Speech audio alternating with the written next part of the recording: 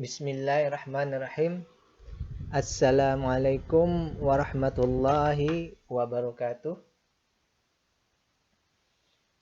Siswa-siswi SMA Negeri 1 Daha Utara kelas 11 yang sedang mengikuti atau sedang melihat atau menonton video ini, mudah-mudahan tetap semangat, tetap dalam keadaan siap mengikuti materi ini.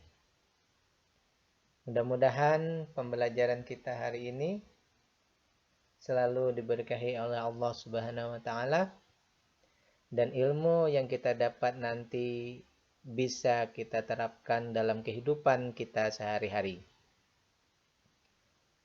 Oke, siswa-siswi yang cerdas, yang luar biasa. Hari ini kita akan melanjutkan kembali pembahasan kita tentang offers and suggestion. Tapi dalam ranah speaking, dalam ranah berbicara.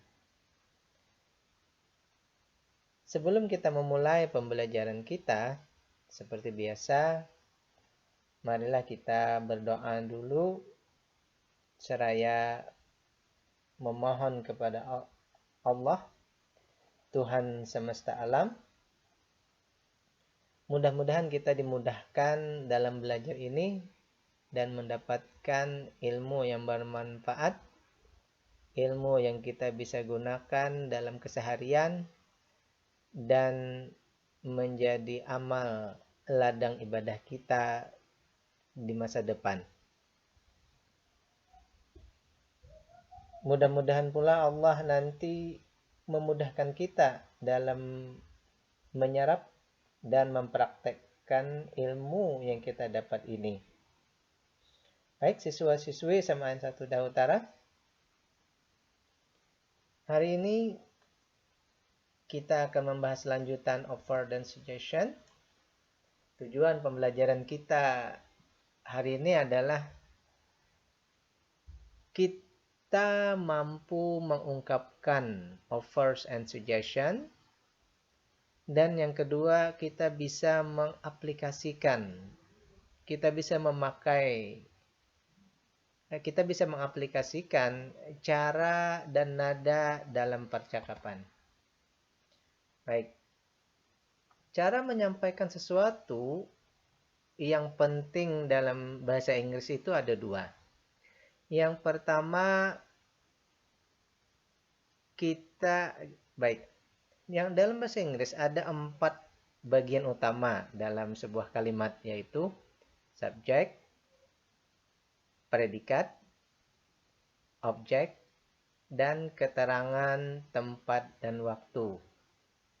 Ada empat hal itu yang paling penting: subjek, predikat, objek, keterangan tempat, dan waktu. Nah, untuk cara pertama untuk menyampaikan hal yang penting dalam bahasa Inggris itu adalah dengan cara memindah bagian subjek, predikat, objek atau keterangan tadi ke depan dalam sebuah kalimat. Nah, nanti bagian yang pentingnya itu yang ke depan, maka setiap yang dikedepankan dalam bahasa Inggris, maka itu adalah hal yang penting. Bisa pula tidak dikedepankan, tetapi dinaikkan nadanya pada bagian yang penting. Nah, itu yang kedua. Jadi yang pertama dipindah ke depan, yang kedua dinaikkan.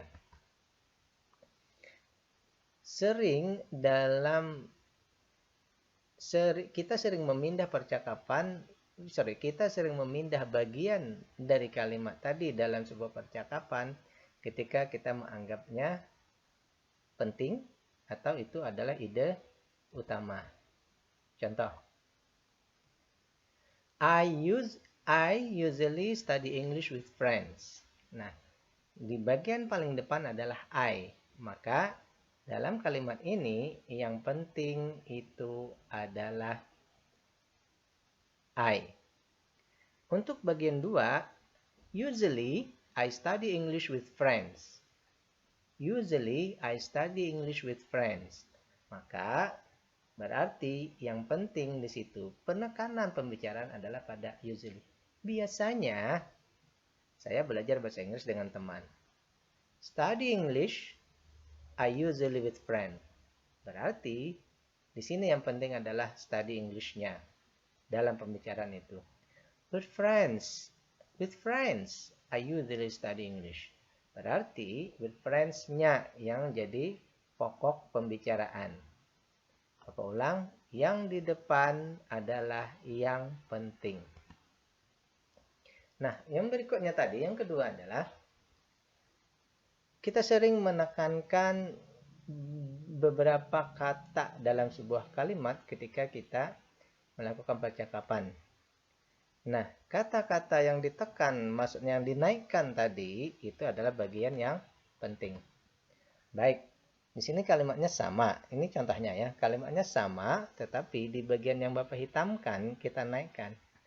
I usually study English with friends. Nah, berarti di situ Anda ingin menyatakan bahwa yang penting I-nya. I usually study English with friends. I usually study English with friends.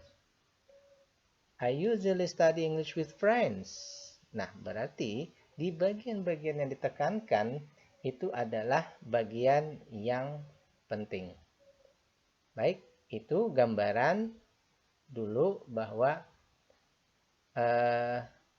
cara kita menentukan bagian yang penting dalam percakapan. Hal ini kalau dalam tulisan mungkin tidak terlalu kentara, tetapi kalau berbicara kita tidak bisa memberikan. Kalau dalam tulisan kita bisa langsung melihatnya, tetapi kalau dalam berbicara maka cara yang terbagus menandakan itu adalah seperti tadi. Bisa kita pindah ke depan atau kita naikkan di bagian yang penting. Baik, berikutnya. Masih semangat? Selalu semangat ya, karena ini bagian yang semuanya penting.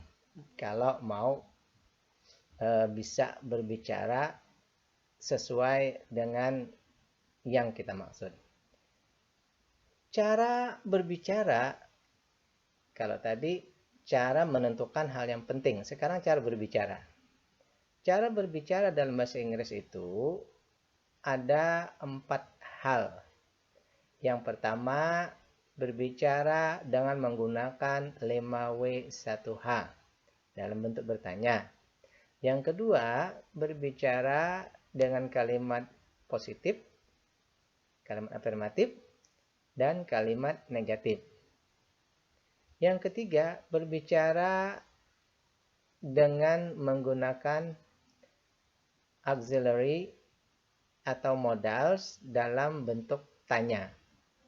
Dan yang terakhir, berbicara dengan menggunakan koma. Baik, bagaimana cara berbicara dengan 5W1H tadi? Kita anggap saja begini. Dalam berbicara itu ada tiga nada. Nada 1, nada paling rendah. Nada 2, di tengah. Nada 3, tinggi. Dalam 5W1H, maka nada awal itu datar. Kemudian di bagian akhir turun. Tetapi kalau memang ada yang dipentingkan, seperti kayak yang tadi, boleh aja dinaikkan. Tetapi paling intinya adalah bagian akhir turun. Contoh. Where do you live? What is your name? How do you go to school? Selalu di bagian akhir turun. Boleh nggak di tengahnya naik? Boleh kalau memang dia penekanan, tetapi di bagian akhir selalu turun. Where do you live? Where do you live? Boleh. What is your name? Boleh. Tetapi yang santai, yang normal adalah where do you live? What is your name? How do you